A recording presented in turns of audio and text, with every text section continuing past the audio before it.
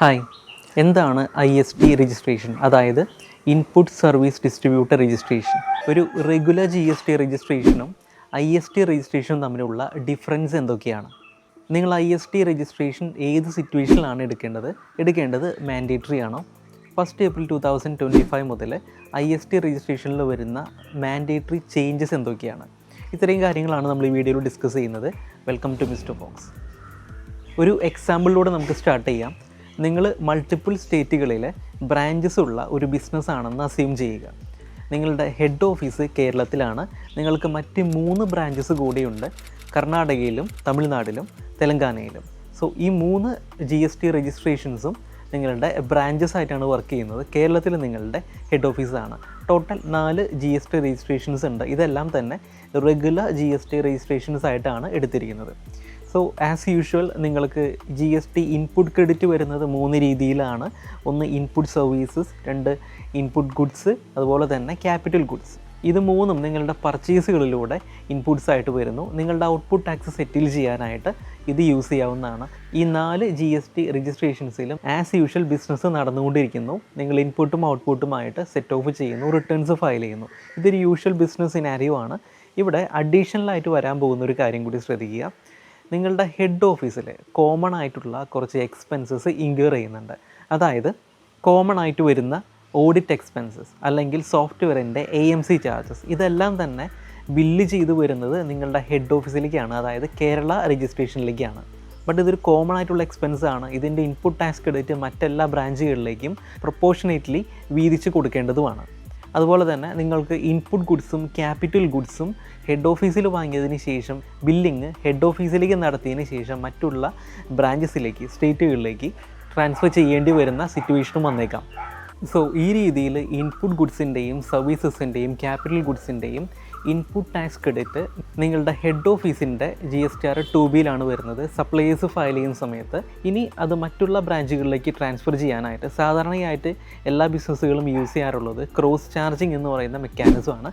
അതായത് സാധാരണ ഒരു B2 ബിൽ റേസ് ചെയ്യുന്നത് പോലെ തന്നെ ഡിഫറെൻറ്റ് സ്റ്റേറ്റിലുള്ള ബ്രാഞ്ചുകളിലേക്ക് ഒരു B2B ഇൻവോയ്സ് റേസ് ചെയ്യും GSTR 1. സോ മറ്റ് ബ്രാഞ്ചുകളുടെ GSTR 2Bയിൽ ആ ക്രെഡിറ്റ് വരുന്നതാണ്, അവർക്കത് യൂസ് ചെയ്യാവുന്നതാണ്. ഇതാണ് ക്രോസ് ചാർജ് മെക്കാനിസം. എല്ലാവരും ഇതുവരെ ഫോളോ ചെയ്ത് വന്നുകൊണ്ടിരുന്നത് ഈ മെക്കാനിസമാണ്. ഇൻപുട്ട് ഗുഡ്സിൻ്റെയും ക്യാപിറ്റൽ ഗുഡ്സിൻ്റെയും കേസിൽ ഈ മെത്തേഡ് തന്നെയാണ് ഇനിയും ഫോളോ ചെയ്യേണ്ടത്. അതിൽ മാറ്റങ്ങളൊന്നും തന്നെയില്ല. ഈ മെത്തേഡ് നിങ്ങൾക്ക് വീണ്ടും ഫോളോ ചെയ്യാവുന്നതാണ്. ബട്ട് കോമൺ ആയിട്ടുള്ള ഇൻപുട്ട് സർവീസസിൻ്റെ ക്രെഡിറ്റ് ട്രാൻസ്ഫർ ചെയ്യുന്ന കേസിലാണ് ഇൻപുട്ട് സർവീസ് ഡിസ്ട്രിബ്യൂട്ടർ എന്ന രജിസ്ട്രേഷൻ്റെ ഇമ്പോർട്ടൻസ് വരുന്നത്. ഇവിടെ GST ഡിപ്പാർട്ട്മെൻറ്റ് പറയുന്നത് ഇൻപുട്ട് സർവീസസിൻ്റെ ക്രെഡിറ്റ് ട്രാൻസ്ഫർ ചെയ്യണമെന്നുണ്ടെങ്കിൽ നിങ്ങളൊരു ഇൻപുട്ട് സർവീസ് ഡിസ്ട്രിബ്യൂട്ടർ രജിസ്ട്രേഷൻ എടുത്തതിന് ശേഷം അതിലൂടെ ക്രെഡിറ്റ് ട്രാൻസ്ഫർ ചെയ്യണമെന്നാണ്. എന്താണ് IST രജിസ്ട്രേഷൻ? ഇത് നമ്മളുടെ സാധാരണ GST രജിസ്ട്രേഷൻ എടുക്കുന്നത് പോലെ തന്നെ ഒരു അഡീഷണൽ രജിസ്ട്രേഷനാണ്. നിങ്ങൾക്ക് സാധാരണ റെഗുലർ രജിസ്ട്രേഷനിലേക്ക് ലോഗിൻ ചെയ്യുന്നത് പോലെ തന്നെ ഒരു സെപ്പറേറ്റ് രജിസ്ട്രേഷൻ എടുത്തിട്ട് അതിലേക്കും ലോഗിൻ ചെയ്ത് അവിടെ റിട്ടേൺസ് ഫയൽ ചെയ്യാവുന്നതാണ്. ഇവിടെ GSTR 1ൽ B2B റിട്ടേൺസ് അല്ല ഫയൽ ചെയ്യുന്നത്. GSTR 6 എന്ന് പറയുന്ന ഒരു ഫോമിലാണ് ബ്രാഞ്ചസിലേക്ക് ക്രെഡിറ്റ് ട്രാൻസ്ഫർ ചെയ്യുന്ന റിട്ടേൺസ് ഫയൽ ചെയ്യേണ്ടത്. ഇത് ഇൻപുട്ട് സർവീസസിന് വേണ്ടി മാത്രം യൂസ് ചെയ്യുന്ന മെക്കാനിസമാണ്. ഇൻപുട്ട് ഗുഡ്സിനും ക്യാപിറ്റൽ ഗുഡ്സിനും യൂസ് ചെയ്യാനായിട്ട് സാധിക്കില്ല. അതുപോലെ തന്നെ നിങ്ങൾക്ക് എത്ര IST രജിസ്ട്രേഷൻസ് വേണമെങ്കിലും ഒരു സ്റ്റേറ്റിൽ എടുക്കാവുന്നതാണ്.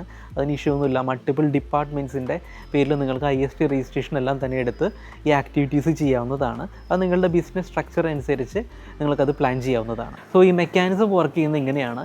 സാധാരണ രീതിയിൽ കോമൺ എക്സ്പെൻസ് ഒരു സപ്ലയർ ബില്ല് ചെയ്യുന്ന സമയത്ത്, ഫോർ എക്സാമ്പിൾ ഒരു സോഫ്റ്റ്വെയർ AMC ചാർജ് നിങ്ങളുടെ ഹെഡ് ഓഫീസിലേക്ക് ബില്ല് ചെയ്യുകയാണെന്ന് കരുതുക. ഇവിടെ നിങ്ങൾ കൊടുക്കേണ്ട GST നമ്പർ നിങ്ങളുടെ റെഗുലർ രജിസ്ട്രേഷൻ്റെ GST നമ്പർ അല്ല, IST രജിസ്ട്രേഷൻ്റെ നമ്പറാണ്. സോ സപ്ലയേഴ്സ് ബില്ല് റേസ് ചെയ്യുന്ന സമയത്ത് നിങ്ങളുടെ IST രജിസ്ട്രേഷനിലേക്കാണ് ആ ക്രെഡിറ്റ് വരുന്നത്. അതിൽ നിന്ന് നിങ്ങൾ IST ഇൻവോയ്സസ് നിങ്ങളുടെ ബ്രാഞ്ചിലേക്ക് ഇഷ്യൂ ചെയ്യണം. GSTR 6 ഉപയോഗിച്ച് അത് റിപ്പോർട്ട് ചെയ്യണം. ഇപ്പോൾ നിങ്ങളുടെ ബ്രാഞ്ചസിലേക്ക് ആ ക്രെഡിറ്റ് വരുന്നതാണ്, അവർക്കത് യൂസ് ചെയ്യാവുന്നതാണ്. ഈ രീതിയിലാണ് IST മെക്കാനിസം വർക്ക് ചെയ്യുന്നത്. സംഭവം ക്ലിയറായി എന്ന് പ്രതീക്ഷിക്കുന്നു.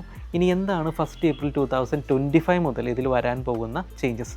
ഇങ്ങനെ മൾട്ടി ബ്രാഞ്ചുകളിലേക്ക് കോമൺ സർവീസസിൻ്റെ ഇൻപുട്ട് ടാക്സ് ക്രെഡിറ്റ് ട്രാൻസ്ഫർ ചെയ്യണമെന്നുണ്ടെങ്കിൽ നിങ്ങൾക്ക് IST രജിസ്ട്രേഷൻ എടുക്കേണ്ടത് മാൻഡേറ്ററി ആണ്.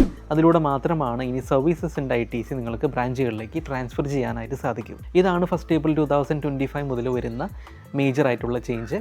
ക്രൂസ് ചാർജിങ് മെക്കാനിസം 1 April 2025 മുതൽ നിങ്ങൾക്ക് യൂസ് ചെയ്യാനായിട്ട് സാധിക്കില്ല. അപ്ഡേറ്റ് ക്ലിയർ ആയെന്ന് പ്രതീക്ഷിക്കുന്നു. സോ നിങ്ങളുടെ ബിസിനസ് പ്രോസസ്സ് മുഴുവനായിട്ട് മനസ്സിലാക്കുക. ഇങ്ങനെ ഒരു ആക്ടിവിറ്റി നിങ്ങൾക്ക് ചെയ്യേണ്ട ആവശ്യമുണ്ടെങ്കിൽ IST രജിസ്ട്രേഷൻ അപ്ലൈ ചെയ്യുക. April 2025 ആകാൻ വെയിറ്റ് ചെയ്യേണ്ട. അതിനു മുമ്പ് നിങ്ങളുടെ ബിസിനസ് പ്രോസസ്സുകളെല്ലാം തന്നെ ഈ പർപ്പസിന് വേണ്ടി സെറ്റ് ചെയ്യുക. നിങ്ങളുടെ സ്റ്റാഫിനെ ട്രെയിൻ ചെയ്യുക. നിങ്ങളുടെ ERP സോഫ്റ്റ്വെയർ സിസ്റ്റം അതിനുവേണ്ടി പ്രിപ്പയർ ചെയ്യുക.